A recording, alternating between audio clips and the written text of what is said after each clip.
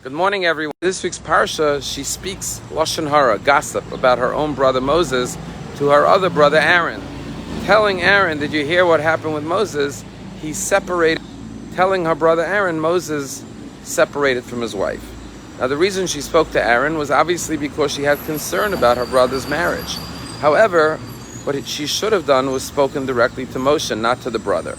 And God intervenes and says to Miriam and Aaron, "Were you not afraid to speak gossip about my most faithful servant Moses?" And God strikes Miriam with leprosy, which was the biblical punishment for speaking lashon hara, gossip, and she had to be quarantined for 7 days outside of the camp until she recovered, which is a form of method of rehabilitation for the gossiper to reflect in isolation on what they had done through their negative words. However, what we find in the parsha is that Moshe Rabbeinu prays on behalf of his sister, and he prays the shortest prayer ever. It's a 5-word prayer. Kel na, please God, rifa na la, heal her now. It is made up of 11 letters and 5 words.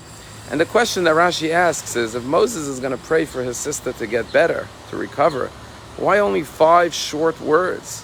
Couldn't he afford some more time to pray for his sister? And Rashi answers the question, and Rashi says, because Moshe said, I'm going to keep the prayer short, so it should not be said that my sister is sick and I'm busy praying. Meaning to say, yes, we must always pray, but prayer is not sufficient. It's not enough to pray for someone. You have to take action. You have to help the person. And sometimes action is the greatest form of prayer, because it's not just with your lips, but it's through all your bodily limbs. You are showing God how much you care about this person and how much you would like God to help this person recover.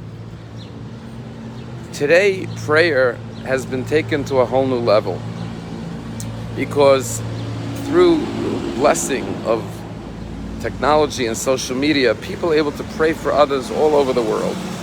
And one of the most beautiful things is that people put up prayer requests or prayer chats on WhatsApp saying, this person needs a recovery, someone was rushed to the hospital, please pray for this person.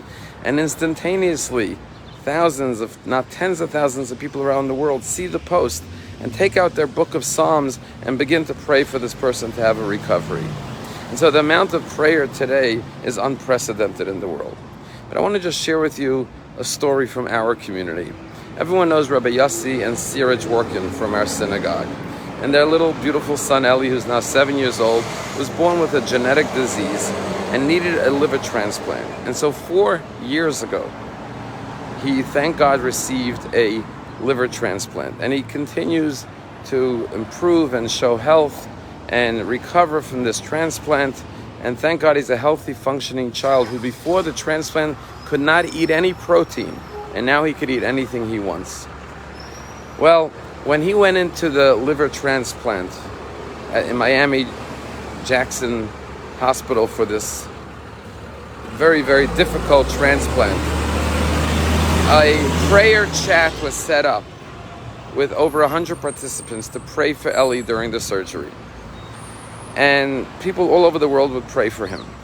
And the way it works on the prayer chat is we say the book of Psalms. So one person says, I'll say Psalm 1 through 5. Then the next person says, I'll say Psalm 6 through 10, or I'll say 10 through 12, until you finish all 150 Psalms, and then you start all over again. And everyone, it's like a relay race. Everyone says a few Psalms, says, I could do 3 Psalms, 1 Psalm, and the next person picks up where they left off. And the icon on the prayer chat, on the WhatsApp, changes from 1 to 2 for the second round of Tehillim, or the third round of Tehillim.